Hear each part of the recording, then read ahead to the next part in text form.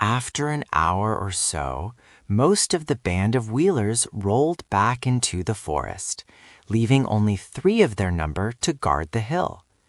These curled themselves up like big dogs and pretended to go to sleep on the sands, but neither Dorothy nor Billina were fooled by this trick, so they remained in security among the rocks and paid no attention to their cunning enemies. Finally, the hen, fluttering over the mound, exclaimed, "Why, here's a path!" So Dorothy at once clambered to where Billina sat, and there, sure enough, was a smooth path cut between the rocks. It seemed to wind around the mound from top to bottom like a corkscrew, twisting here and there between the rough boulders, but always remaining level and easy to walk upon. Indeed, Dorothy wondered at first why the wheelers did not roll up this path, but when she followed it to the foot of the mound, she found that several big pieces of rock had been placed directly across the end of the way, thus preventing anyone outside from seeing it, and also preventing the wheelers from using it to climb up the mound. Then Dorothy walked back up the path and followed it until she came to the very top of the hill, where a solitary round rock stood that was bigger than any of the others surrounding it. The path came to an end just beside this great rock, and for a moment it puzzled the girl to know why the path had been made at all. But the hen, who had been gravely following her around and was now perched upon a point of rock behind Dorothy, suddenly remarked, "It looks something like a door, doesn't it?" "What looks like a door?" inquired the child. "Why, that crack in the rock just facing you," replied Billina, whose little round eyes were very sharp and seemed to see everything. "It runs up one side and down the other, and across the top and the bottom." "What does?" "Why, the crack. So I think it must be a door of rock, although I do not see any hinges." "Oh, yes," said Dorothy, now observing for the first time the crack in the rock. "And isn't this a keyhole, Billina?" pointing to a round, deep hole at one side of the door. "Of course. If we only had the key now, we could unlock it and see what is there," replied the yellow hen. "Maybe it's a treasure chamber full of diamonds and rubies, or heaps of shining gold, or—" "That reminds me," said Dorothy, "of the golden key I picked up on the shore. Do you think that it would fit this keyhole, Billina?" "Try it and see," suggested the hen. So Dorothy searched in the pocket of her dress and found the golden key, and when she had put it into the hole of the rock and turned it, a sudden sharp snap was heard. Then with a solemn creak that made the shivers run down the child's back, the face of the rock fell outward like a door on hinges and revealed a small, dark chamber just inside. "Good gracious," cried Dorothy, shrinking back as far as the narrow path would let her. For standing within the narrow chamber of rock was the form of a man, or at least it seemed like a man in the dim light. He was only about as tall as Dorothy herself, and his body was round as a ball and made out of burnished copper. Also his head and limbs were copper, and these were jointed or hinged to his body in a peculiar way, with metal caps over the joints, like the armor worn by knights in days of old. He stood perfectly still, and where the light struck upon his form, it glittered as if made of pure gold. "Don't be frightened," called Billina from her perch. "It isn't alive." "I see it isn't," replied the girl, drawing a long breath. "It is only made out of copper, like the old kettle in the barnyard at home," continued the hen, turning her head first to one side and then to the other, so that both her little round eyes could examine the object. "Once," said Dorothy, "I knew a man made out of tin, who was a woodman named Nick Chopper. But he was as alive as we are, because he was born a real man and got his tin body a little at a time, first a leg and then a finger and then an ear, for the reason that he had so many accidents with his axe and cut himself up in a very careless manner." "Oh," said the hen with a sniff, as if she did not believe the story. "But this copper man," continued Dorothy, looking at it with big eyes, "is not alive at all, and I wonder what it was made for, and why it was locked up in this queer place."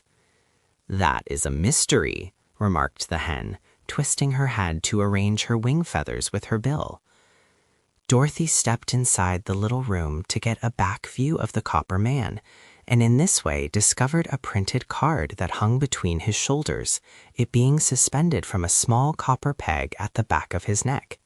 She unfastened this card and returned to the path, where the light was better, and sat herself down upon a slab of rock to read the printing. "What does it say?" asked the hen curiously. Dorothy read the card aloud, spelling out the big words with some difficulty, and this is what she read. A sign on the machine read, Smith & Tinker's patent double action, extra responsive, thought-creating, perfect talking mechanical man, fitted with our special clockwork interior, thinks, speaks, acts, and does everything but live. How queer, said the yellow hen. Do you think that is all true, my dear? I don't know, answered Dorothy, who had more to read. Listen to this, Bellina. Directions for using. For thinking, wind the clockwork man under his left arm, marked number 1. For speaking, wind the clockwork man under his right arm, marked number 2. For walking in action, wind clockwork in the middle of his back, marked number 3. NB, this mechanism is guaranteed to work perfectly for 1,000 years. Well, I declare, gasped the yellow hen in amazement. If the copper man can do half of these things, he is a very wonderful machine. But I suppose it is all humbug like so many other patented articles. We might wind him up, suggested Dorothy, and see what he'll do. Where's the key to the clockwork? Asked Bellina. Hanging on the peg where I found the card. Then, said the hen, let us try him and find out if he will go. He is warranted for 1,000 years, it seems, but we do not know how long he has been standing inside this rock. Dorothy had already taken the clock key from the peg. Which shall I wind up first? She asked, looking again at the directions on the card. Number 1, I should think, returned Bellina. That makes him think, doesn't it? Yes, said Dorothy, and wound up number 1 under the left arm. He doesn't seem any different, remarked the hen critically. Why, of course not. He is only thinking now, said Dorothy. I wonder what he is thinking about. I'll wind up his talk, and then perhaps he can tell us, said the girl. So she wound up number 2, and immediately the clockwork man said, without moving any part of his body except his lips, Good morning, little girl. Good morning, Mrs. Hen. The words sounded a little hoarse and creaky, and they were uttered all in the same tone, without any change of expression whatever, but both Dorothy and Bellina understood them perfectly. Good morning, sir, they answered politely. Thank you for rescuing me, continued the machine, in the same monotonous voice, which seemed to be worked by a bellows inside of him, like the little toy lambs and cats the children squeeze so that they will make a noise. Don't mention it, answered Dorothy, and then, being very curious, she asked, How did you come to be locked up in this place? It is a long story, replied the copper man, but I will tell it to you briefly.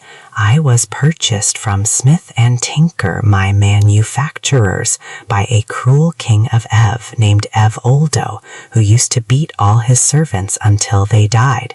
However, he was not able to kill me because I was not alive, and one must first live in order to die, so that all his beating did me no harm, and merely kept my copper body well polished.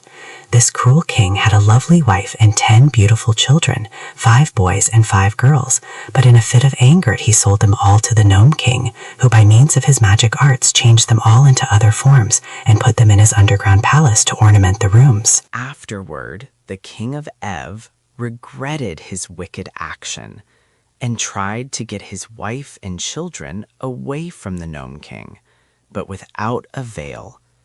So, in despair, he locked me up in this rock, threw the key into the ocean, and then jumped in after it and was drowned. How very dreadful, exclaimed Dorothy. It is indeed, said the machine. When I found myself imprisoned, I shouted for help until my voice ran down, and then I walked back and forth in this little room until my action ran down, and then I stood still and thought until my thoughts ran down. After that, I remember nothing until you wound me up again. It's a very wonderful story, said Dorothy, and proves that the land of Ev is really a fairyland, as I thought it was. Of course it is, answered the copper man. I do not suppose such a perfect machine as I am could be made in any place but a fairyland. I've never seen one in Kansas, said Dorothy. But where did you get the key to unlock this door? Asked the clockwork voice. I found it on the shore, where it was probably washed up by the waves, she answered. And now, sir, if you don't mind, I'll wind up your action. That will please me very much, said the machine. So she wound up number 3, and at once the copper man, in a somewhat stiff and jerky fashion, walked out of the rocky cavern, took off his copper hat and bowed politely, and then kneeled before Dorothy. Said he, "From this time forth I am your obedient servant. Whatever you command, that I will do willingly, if you keep me wound up." "What is your name?" she asked. "Tick-tock," he replied.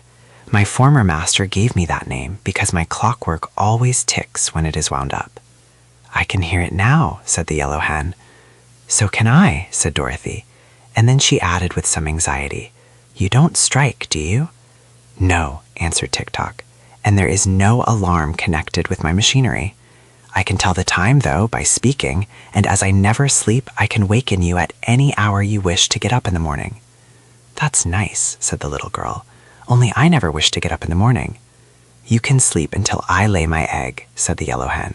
"Then, when I cackle, Tick-tock will know it is time to waken you." "Do you lay your egg very early?" asked Dorothy. "About 8 o'clock," said Billina, "and everybody ought to be up by that time, I'm sure."